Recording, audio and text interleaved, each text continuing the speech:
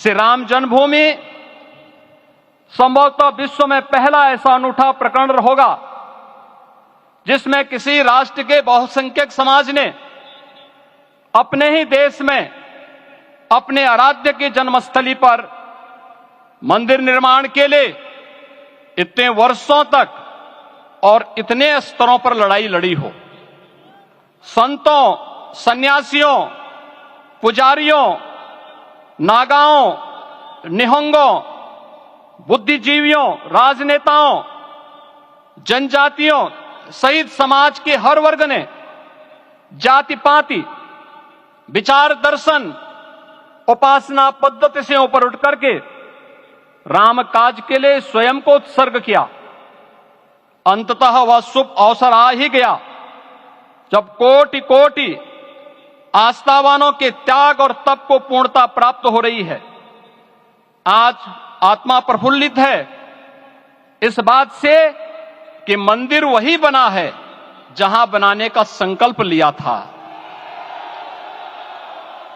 संकल्प और साधना की सिद्धि के लिए हमारी प्रतीक्षा की इस समाप्ति के लिए और संकल्प की पूर्णता के लिए आदरणीय प्रधानमंत्री श्री नरेंद्र मोदी जी का हृदय से आभार और अभिनंदन। माननीय प्रधानमंत्री जी, 2014 में आपके आगमन के साथ ही भारतीय जनमानस कह उठा था कि मोरे जिय भरोस दृढ़ सोई, मिलहि राम सगुन शुभ होई।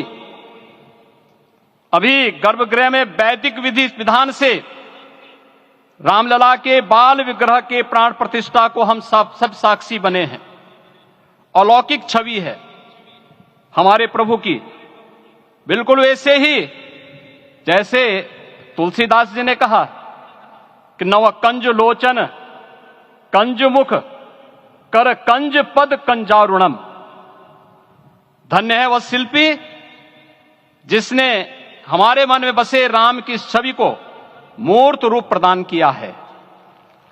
विचारों और भावनाओं की विहलता के बीच मुझे पूज्य संतों और अपनी गुरु परंपरा का पुण्य स्मरण हो रहा है। आज उनकी आत्मा को असीम संतोष और आनंद की अनुभूति हो रही होगी। जिन परंपराओं की पीढ़ियां श्री राम जन्मभूमि मुक्ति यज्ञ में अपनी आहुति दे चुकी है, उनकी पावन स्मृतियों को मैं यहां पर कोटि कोटि नमन करता हूं। श्री राम जन्मभूमि महायज्ञ न केवल सनातन आस्था और विश्वास की परीक्षा का काल रहा, बल्कि संपूर्ण भारत को एकात्मता के सूत्र में बांधने के लिए राष्ट्र की सामूहिक चेतना जागरण के ध्येय में भी सफल सिद्ध हुआ है। सदियों के बाद भारत में हो रहे इस चिर प्रतीक्षित नवविवाह को देख अयोध्या समेत पूरा भारत का वर्तमान आनंदित हो उठा है।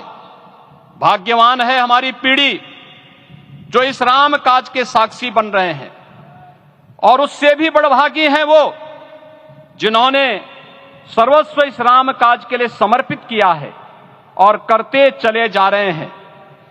जिस अयोध्या को अवनी की अमरावती और धरती का वैकुंठ कहा गया, वह सदियों तक अभिषिप्त थी, उपेक्षित रही, सुनियोजित तिरस्कार झेलती रही। अपनी ही भूमि पर सनातन आस्था पद्दलित होती रही, चोटिल होती रही, किंतु राम का जीवन हमें संयम की शिक्षा देता है और भारतीय समाज ने संयम बनाए रखा।